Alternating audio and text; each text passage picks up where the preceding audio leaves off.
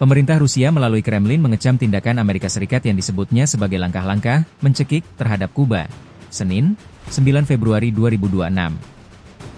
Tuduhan itu muncul di tengah memburuknya krisis energi di negara kepulauan Karibia tersebut, yang menurut Moskow makin parah akibat kebijakan Washington yang mengekang pasokan minyak dan bahan bakar ke Havana.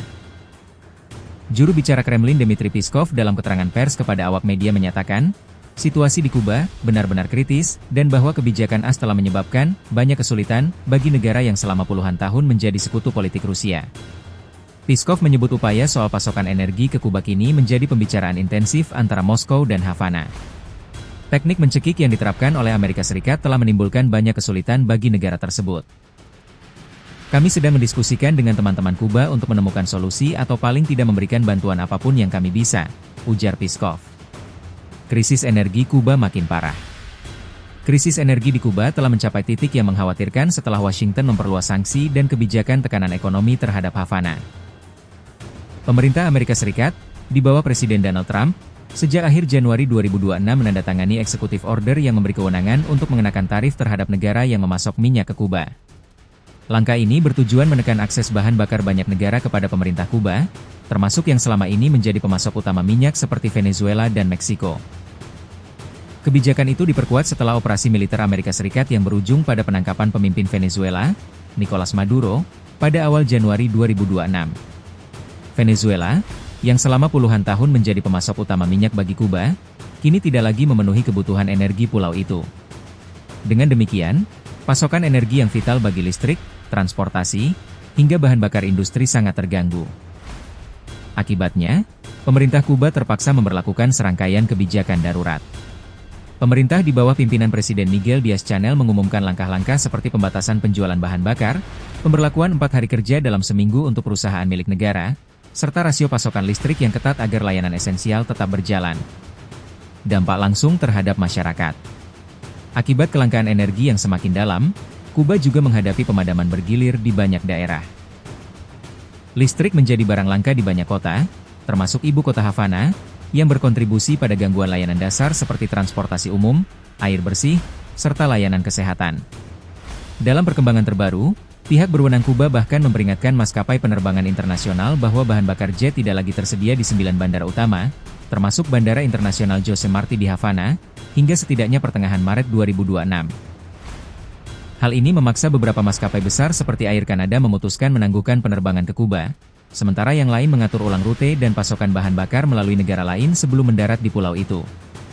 Situasi tersebut ikut memukul sektor pariwisata Kuba yang menjadi sumber devisa penting.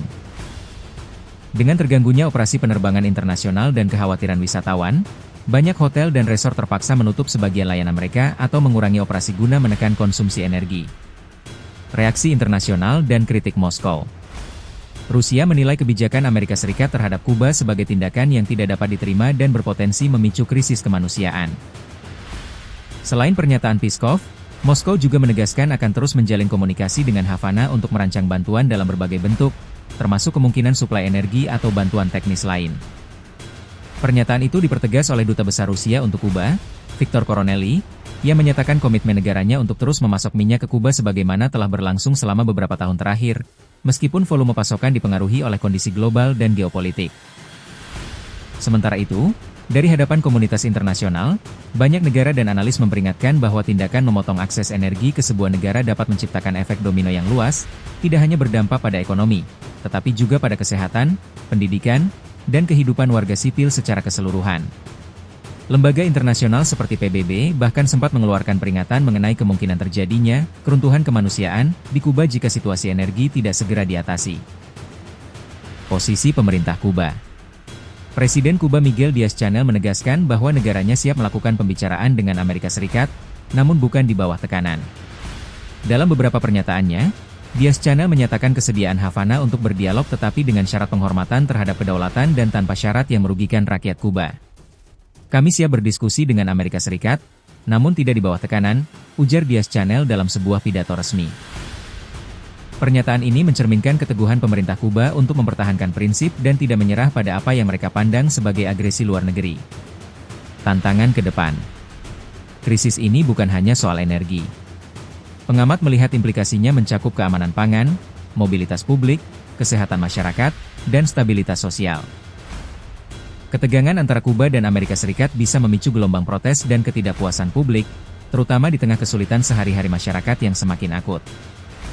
Dengan tekanan dari Washington yang tidak kunjung mereda dan dukungan diplomatik serta politik dari sekutu seperti Rusia yang makin vokal, konflik geopolitik atas Kuba diprediksi akan terus menjadi sorotan dunia internasional dalam beberapa pekan mendatang.